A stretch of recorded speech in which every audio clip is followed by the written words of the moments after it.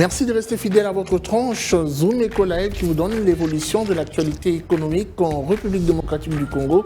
Nous débutons avec les nouvelles en bref et c'est tout de suite. Le prix d'un kilogramme de cacao, produit d'exportation de la République démocratique du Congo, a connu une hausse de 4,27% sur le marché international en se négociant à 8,05 $ la tonne du 18 au 23 août 2025 contre 7,72 $ la semaine précédente. C'est ce qui ressort d'un communiqué de la Commission nationale de mercuriel du ministère du Commerce extérieur publié le lundi 18 août 2025.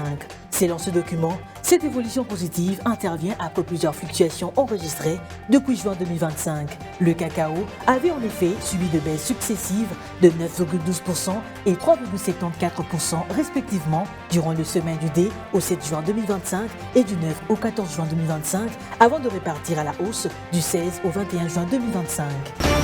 Le prix du zinc, produit minéré exporté de la République démocratique du Congo, a progressé de 2,51% sur le marché international durant la période du 18 au 23 août 2025, atteignant 2817,15 $ la tonne contre 2748,3 $ la semaine précédente, selon le mercurial du ministère du Commerce extérieur de la République démocratique du Congo. Cette progression s'inscrit dans une dynamique haussière observée au cours de semaines précédentes de l'année courante. Après une forte baisse en 2022, 13 578 tonnes et en 2023, 13 403 tonnes, les exportations de zinc de la RDC ont rebondi de 225% en 2024 pour atteindre 43 590 tonnes.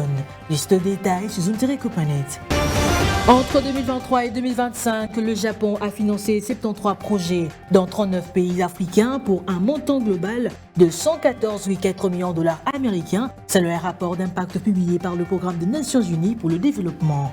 Cette initiative s'aligne dans le cadre de la conférence internationale de Tokyo sur le développement de l'Afrique et reflète l'engagement du Japon à soutenir la stabilité, la gouvernance et la résilience sur les continents. D'après ce rapport, au Soudan du Sud, plus de 2000 jeunes et femmes ont pris part à des activités rémunérées de reconstruction communautaire, aboutissant à la réhabilitation d'infrastructures locales telles que de marchés, des abattoirs et des centres de formation.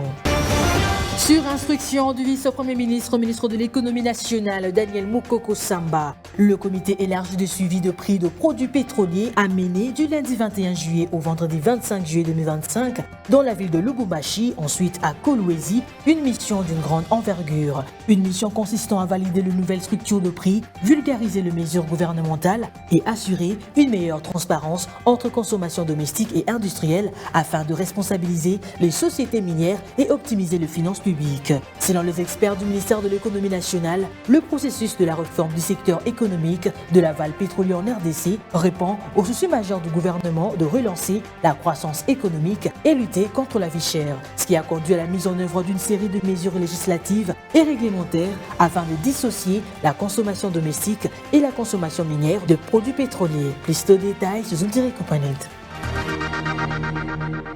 Que dire du niveau des principaux agrégats budgétaires de l'exercice 2025? Pour en parler, nous recevons Judith Unamaka qui fera son entrée tout de suite après ceci.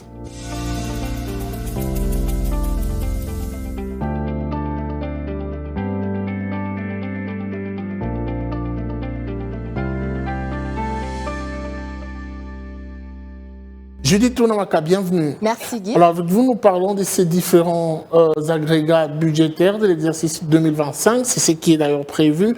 Mais avant tout, j'aimerais que l'on fasse un petit arrêt pour parler avant tout de l'évolution du taux de change en République démocratique du Congo. Voilà, concernant le marché de change actuellement en République démocratique du Congo, commençons donc par l'officiel où actuellement un dollar se négocie à 2874 francs congolais, un franc CFA vaut 5,12 centimes et un euro revient à 3360 francs congolais. Maintenant, prenons le cas du marché parallèle, nous sommes focalisés particulièrement à Huileries. Et dans ce lieu, un dollar revient à 2850 francs, un franc CFA se change à 5,15 centimes et un euro s'interchange à 3365 francs congolais. Rentrons dans le vif du sujet. Parmi les principaux agrégats de l'exercice budgétaire 2025, quelle sera la configuration des recettes? Avant de revenir à votre question, notons tout d'abord que les principaux agrégats budgétaires de l'exercice 2025 sont présentés en équilibre en recettes et en dépenses à hauteur de 49 846 milliards de francs congolais, soit un taux d'accroissement de 21,6% par rapport au budget de l'exercice 2024, chiffre à hauteur de 40 986 milliards de francs congolais. Pour revenir à votre question sur la configuration des recettes du budget général, il y a le budget général qui va atteindre 45 376,9 milliards de francs congolais, soit un taux d'accroissement de 21,4% par rapport à son niveau de l'exercice budgétaire 2024, chiffre à hauteur de 37 366,3 milliards de francs congolais. Les budgets annexes vont atteindre 788,9 milliards de francs congolais, soit un taux d'accroissement de 9,5% par rapport à son niveau de 2024, chiffré à 720,4 milliards de francs congolais. Les comptes spéciaux vont atteindre 3 680,8 milliards de francs congolais, soit un taux d'accroissement de 13,27% par rapport à son niveau du budget de l'exercice 2024, chiffré à 720 milliards de francs congolais au cours de cette période. Je voudrais qu'on parle aussi des recettes du budget général. De quoi sera-t-elle constituée? Notons tout d'abord que les recettes du budget général sont constituées des recettes internes et extérieures.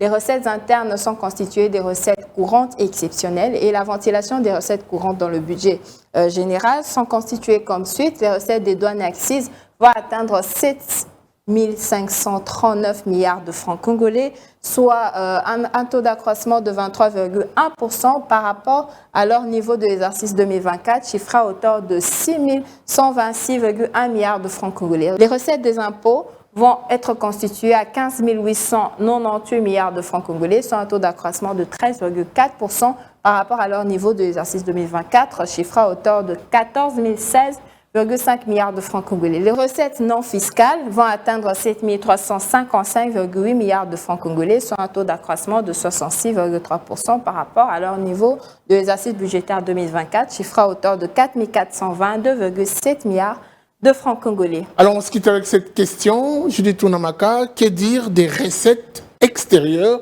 du budget 2025? Les recettes extérieures, le niveau prévu pour 2025, vont s'élever à hauteur de 13 657,8 milliards de francs congolais, enregistrant un accroissement de 14,6% par rapport à 2024, chiffré à 11 919,6 milliards de francs congolais. Voilà, concernant la répartition, soit le contenu des recettes extérieures, on voit qu'elles se rapportent aux appuis budgétaires qui vont atteindre 1521,5 milliards de francs congolais, qui enregistrent un taux d'accroissement de 221,5%, et au financement des investissements qui va atteindre 12 136,3 milliards de francs congolais, dégageant un accroissement de très exactement 6%. Et concernant la mobilisation des recettes, il s'agit justement des mesures prises par le gouvernement pour atteindre ces sommes. Il est nécessaire de garantir l'amélioration de l'espace justement budgétaire à travers l'élargissement de l'assiette fiscale et aussi la poursuite des réformes fiscales et douanières amorcées les dernières années en vue de relever les pressions fiscales justement, entre autres la fiscalisation du secteur informel et la promotion du civisme fiscal. Merci beaucoup à vous pour cette précision. Vous étiez donc à la présentation des chiffres clés. Merci à vous Guy, c'est toujours un plaisir. Et pour cette annonce du vice-premier ministre, ministre du Budget, Adolphe Muzito, qui projette de doubler le budget de l'État, quel sera son coup de baguette magique? Comment fera-t-il pour réussir ces défis? Nous en parlons avec Gardy Diana qui nous présente les dossiers.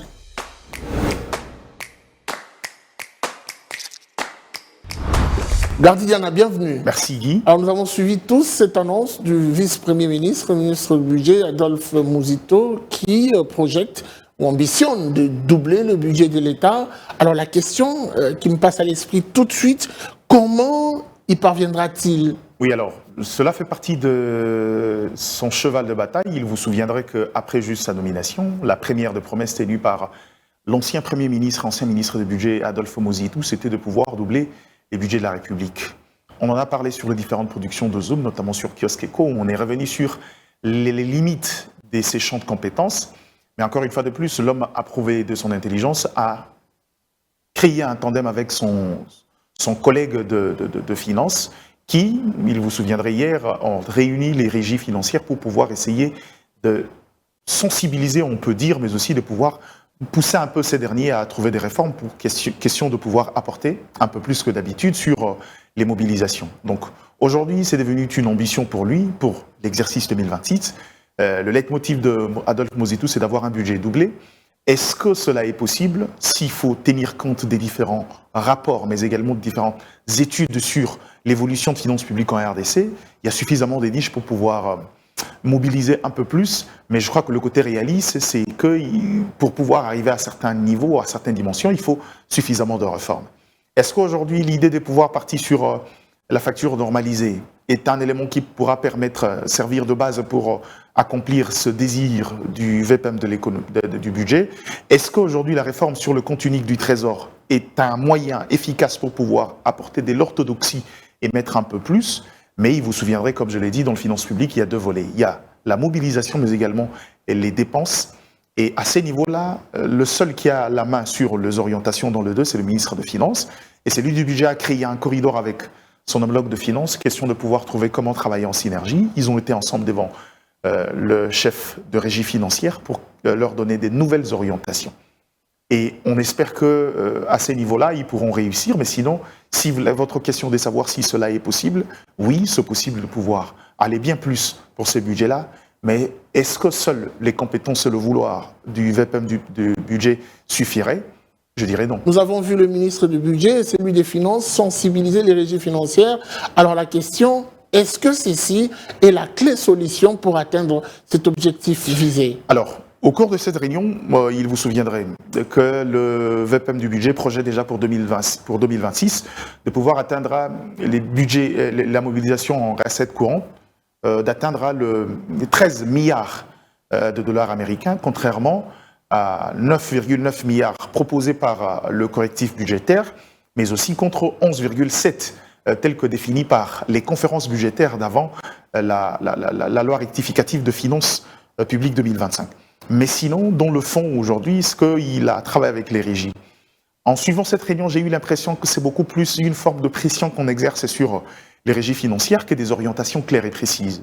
Et à ces niveaux-là, Guichungu, laissez-moi vous dire qu'il y aura un danger parce que si vous pressez, parce que pendant les conférences budgétaires, ces derniers ont, par réalisme, estimé qu'ils pouvaient mobiliser à hauteur de 11,7 milliards, mais aujourd'hui, les ambitions du VPM du budget, c'est d'atteindre 13 milliards de dollars américains. Est-ce que ce n'est pas un moyen de pouvoir pousser justement ces gendarmes de la mobilisation à aller faire autant de pression sur les opérateurs économiques? Moi, je craindrais qu'on arrive à ces niveaux-là parce que dans ce contexte ici, aller presser encore sur les opérateurs économiques serait une très mauvaise idée dans le contexte qui est le nôtre. Et je pense que pour moi, ça n'aura pas l'effet escompté, ça ne résoudra pas le problème, surtout ça ne répondra pas à son desiderata de voir ses budgets accroître. Les gens poseront la question de savoir, mais on quitte de projection de 11,7 milliards à 13 milliards, c'est pas doubler les budgets, mais je crois que c'est en termes de perspective, il y aura encore une possibilité de pouvoir évaluer et voir les limites du possible et si on peut aller un peu plus. Et je rappelle encore que c'est un budget programme, un budget quinquennal qui s'étale sur 5 ans. Mais la grande question que je me demande, c'est que cet activisme du VPM du budget, est-ce que la plupart de ses collègues dans ces trios-là, est-ce que celui de finance se sent à l'aise de pouvoir aller dans des orientations qui, pour la plupart, frisent un peu les postures d'ordre politique? Mais encore une fois de plus, c'est comme je dis, s'ils travaillent en synergie, si cette synergie, budget, économie, finance se mettent ensemble, il est peut-être possible de pouvoir aller plus loin parce que j'ai encore rappelé lors de kiosque qu'au-delà de la question aujourd'hui, pour pouvoir avoir de marge dans les financements de projets, encore dans la réponse aux défis de finances publiques, on est parti sur l'idée de pouvoir réduire le train des vies, réduire le train des institutions de l'État. Mais à part ça, il faut également toucher sur la capacité de mobilisation parce qu'il y a suffisamment des niches où on peut encore en avoir un peu plus, notamment avec les réformes qui balisent un peu le chemin pour le VPM de l'économie dans ses ambitions, menées déjà par le ministre de Finances. Mais encore une fois de plus, il semble aller trop vite en besogne. Et moi, j'aimerais, dans les jours à venir, voir des orientations claires qu'il donnerait aux régies financières parce qu'il ne faut pas oublier que dans ce contexte sécuritaire, ces régies-là fonctionnent également avec un régime assez réduit. Je ne vous parlerai pas de 800 millions perdus régulièrement le mois en termes de taxes dans les parties sous occupation. Et donc, je crois qu'il faut trouver plutôt des moyens concertés. Mais encore une fois de plus, il ne faudra pas que ça soit un bilan politique. On le fait juste pour prouver. ou à la limite pour tacler un gouvernement où on aurait des ambitions un peu plus longues que ceux ou celles qui dirigent ces gouvernements actuellement. Alors on se quitte avec cette question, Gardy Diana, une polémique autour de cette annonce, cette déclaration ambitieuse du vice-premier ministre, ministre du Budget. Est-ce que ceci dérange ses prérogatives? Alors Guichungu, votre question rappelle à une question de principe. C'est vrai qu'on a évoqué ici, est-ce possible de pouvoir doubler le budget de l'État? On dit que c'est faisable, c'est pas impossible et c'est faisable, mais il y a de préalables, notamment de réformes menées. Il a trouvé un terrain où celui de finances a déjà commencé un certain nombre de réformes qui pourront améliorer la qualité des mobilisations, mais au-delà de ça, il y a également un travail des fonds qui est déjà en train d'être fait. S'il se met en synergie, qui crée un corridor avec le ministère des Finances en travaillant en commun avec le régie financière, il est possible de pouvoir contrôler les orientations, notamment en ce qui concerne les mobilisations. Mais dans le fond, les prérogatives sont reconnues au ministre de Finances. Le ministre de Finances qui est la tutelle de régie financière, qui coordonne les politiques à ces niveaux-là, qui mène également le politique ou encore le réforme pour pouvoir améliorer la capacité de mobilisation. Je vais aller plus loin, qui a même la main pour pouvoir nommer les animateurs de ces régies financières-là, pour la plupart avec la bénédiction bien évidemment de la Première ministre.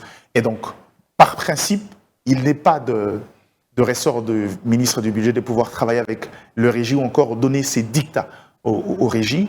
Je rappelle encore une fois de plus, quelqu'un qui vient pour défendre un bilan, il a une image, une notoriété à défendre, mais dans tout ça, il faudra que sa sagesse parle également, qu'il trouve un terrain d'entente, au risque de créer beaucoup plus de frustration en interne en donnant l'impression de donner des leçons aux autres. Mais encore une fois de plus, il est déjà sur une trajectoire qui a déjà été définie. J'ai rappelé ici plusieurs fois avec le ministère des Finances, avec différentes réformes. Mais dans le fond également, là où on l'attendra également, c'est sa capacité à dire non sur l'engagement notamment des dépenses exceptionnelles, comme on a crevé le plafond avec 15% pendant cette période en termes des dépenses exceptionnelles. Mais sinon, je crois qu'il va un peu au-delà de ses fonctions et il faudra qu'il redescende un peu sur terre, mais plutôt mettre en contribution son expérience pour travailler avec les autres et trouver des solutions. Sinon, il ne faut pas aller taper dans les prérogatives des autres. Merci beaucoup à vous pour cette précision. C'est moi qui vous remercie.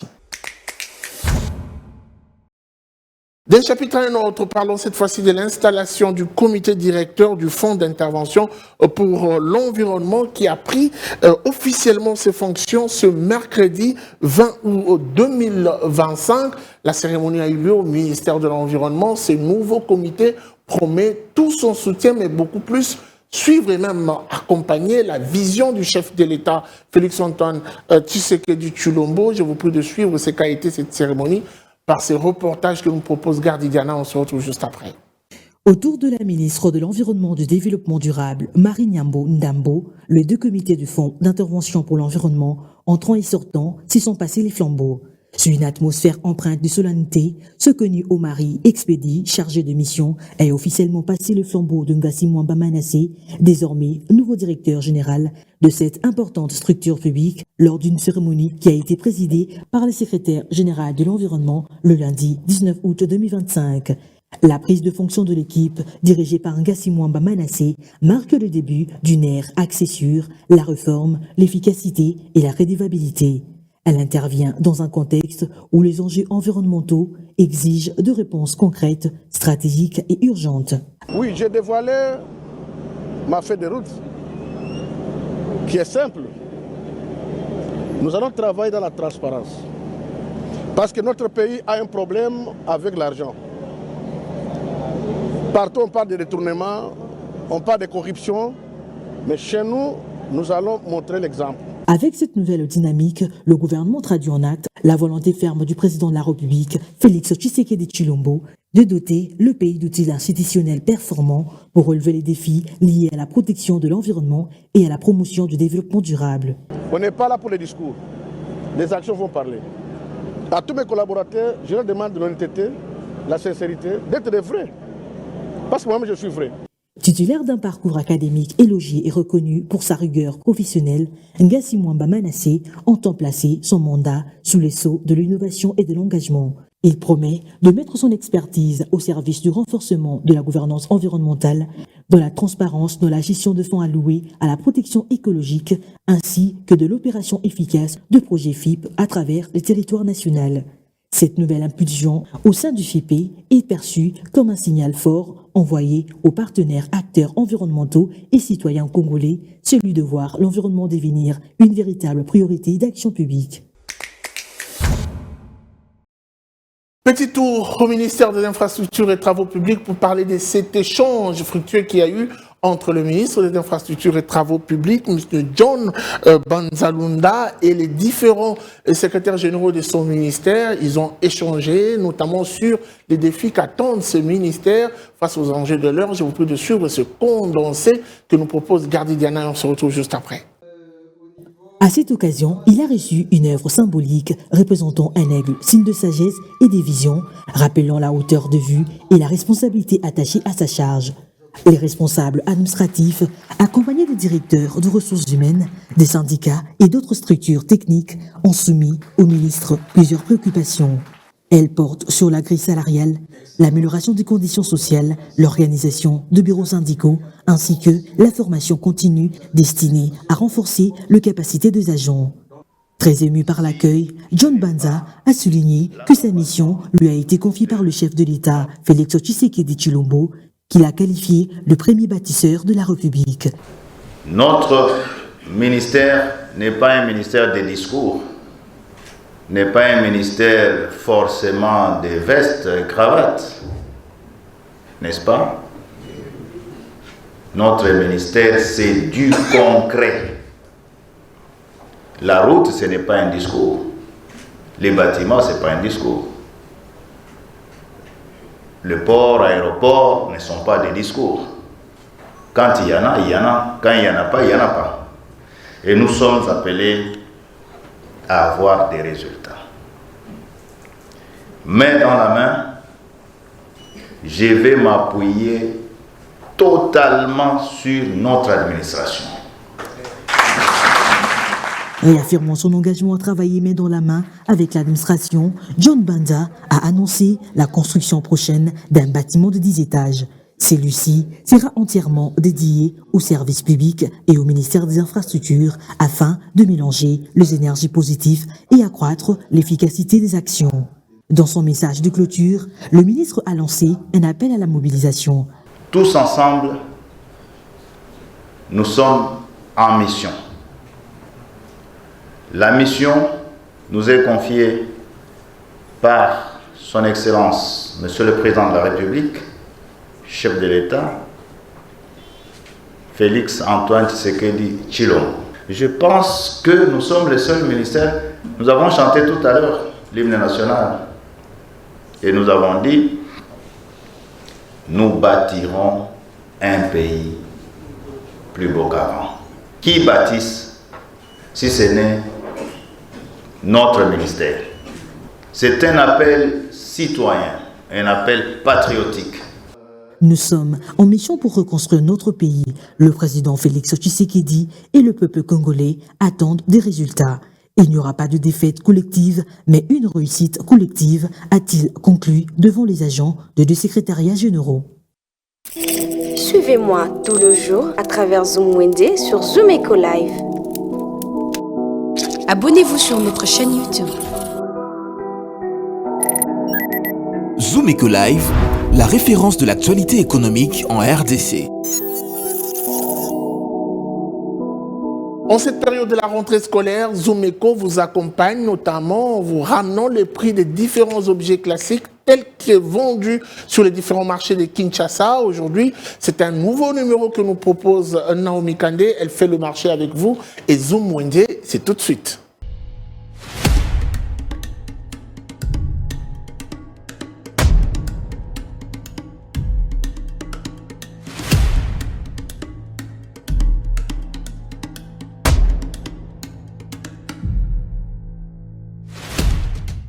Mesdames et messieurs, nous revoilà une fois de plus avec la suite de fournitures. Cette fois-ci, c'est pour vous présenter le prix de livres vendus au grand marché de la ville de Kinshasa sur l'avenue du Commerce. Sans plus attendre, découvrez avec nous le prix des différents livres vendus dans ces marchés et on se retrouve juste après.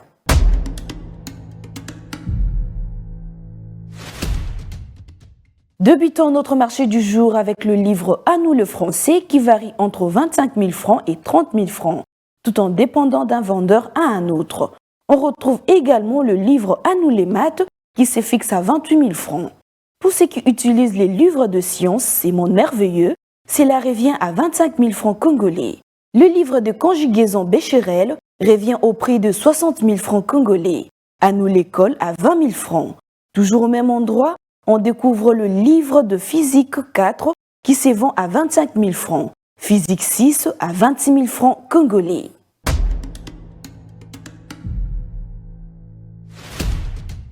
C'était tout pour ces numéros de Zoom Wednesday. Prenons rendez-vous au prochain numéro. Au revoir.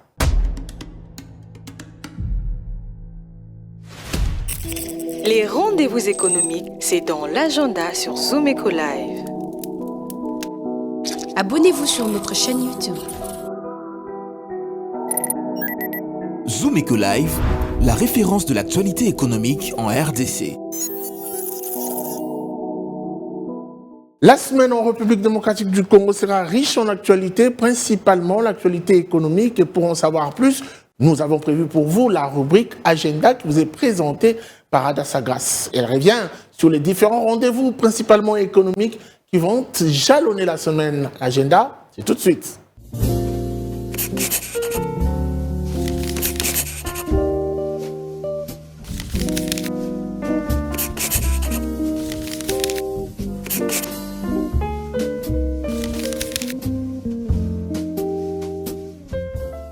Bienvenue à l'agenda. Voici les activités économiques. La conférence internationale de Tokyo sur les développements de l'Afrique se tiendra à Yokohama du 20 au 22 août 2025. Les axes majeurs de cette édition sont notamment le renforcement de capacités industrielles africaines, conditions essentielles pour stimuler les exportations, favoriser la croissance inclusive et contribuer à la stabilité du continent. Un autre rendez-vous à prendre, il s'agit du Grand Salon de l'Agrobusiness et du Digital qui prépare la 4e édition du 20 au 21 août 2025 à Lubumbashi et mettra un accent particulier sur la modernisation de l'agriculture par les secteurs connexes. Cette fois-ci, Reflex Concept, à son tour, prévoit un atelier pro en maîtrise de cérémonie en date du 21 au 22 août 2025. La participation à cet atelier est gratuite, sans oublier 15 $ comme frais d'inscription.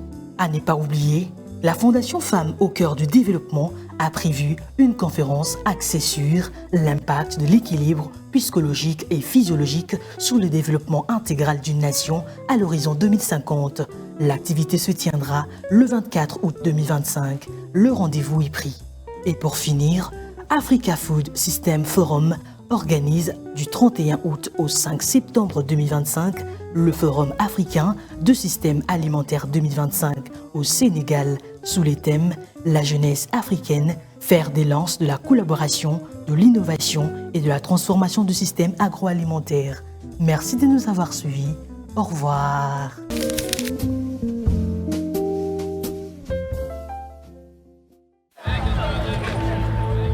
C'est art de se tirer d'affaire, de faire face à la crise, de bricoler, de trouver des solutions avec ce qu'on a sous la main.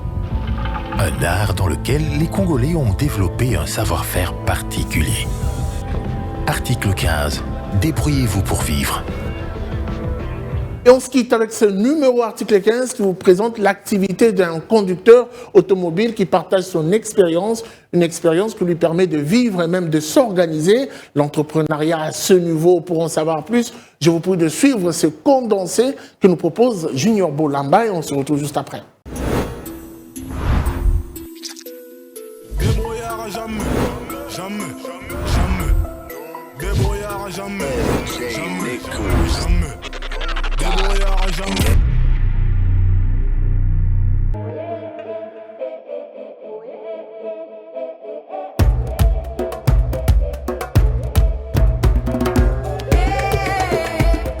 Chauffeur.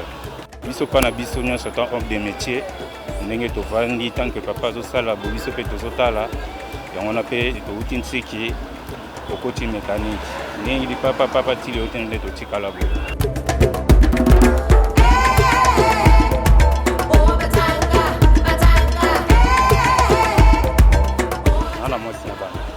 Ça fait déjà 7 ans que déjà na yango na rane na sala de l'est la nga mwasi ezole sala nga ibana ezobokola pe bande ko bele.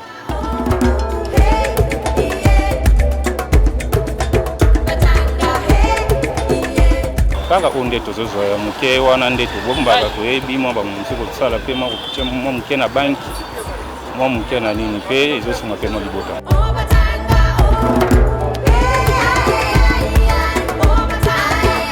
Ça dépend de la journée, ceux qui nous ont balungé, moi journée n'a pas moins 50 000 francs. Au-delà de la c'est de part à la journée n'a pas de cas. On a bombe à part, on a bombe à 30 000 francs. Ça contient. Ça dépend, nous sommes dans la table à 300 000. Ça dépend de la nature à Rambon.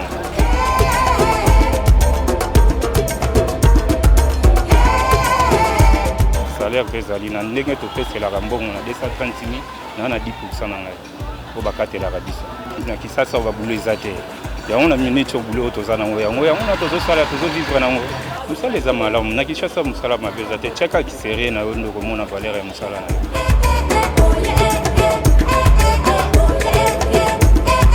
conseil to repesa bango baye baka ko tambongo mobulo ne za ngo importance pe na mabango wana soki lelo bakangi okelelo prison okelelo o mona tozo zongisa vina okaka ya sima esika bamisala ezebele bamétier ezebele na balabala na esika okende kosala loyenge ekende mona esika moko vanda ekola mosala banda 6 mois 7 mois okoyeba deya mosala no maboko.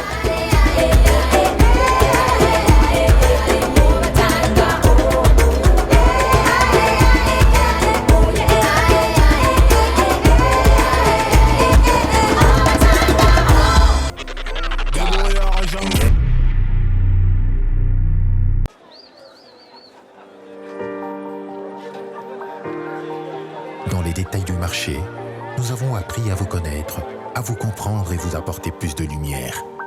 Désormais, avec vous, c'est parti pour un voyage de rêve vers une destination meilleure. Ensemble, découvrons le civisme fiscal et la bonne gouvernance dans la gestion de la Res Publica grâce au décryptage de l'actualité économique du pays avec des chiffres clés. Avec une équipe de professionnels, découvrez le quotidien des Congolais en exclusivité à travers des dossiers et analyses approfondies. Zoom-Eco TV, la référence de l'actualité économique en RDC. Voilà, c'en est fini pour aujourd'hui. Merci de nous avoir suivis et restez connectés sur nos différentes plateformes. Au revoir et à très vite.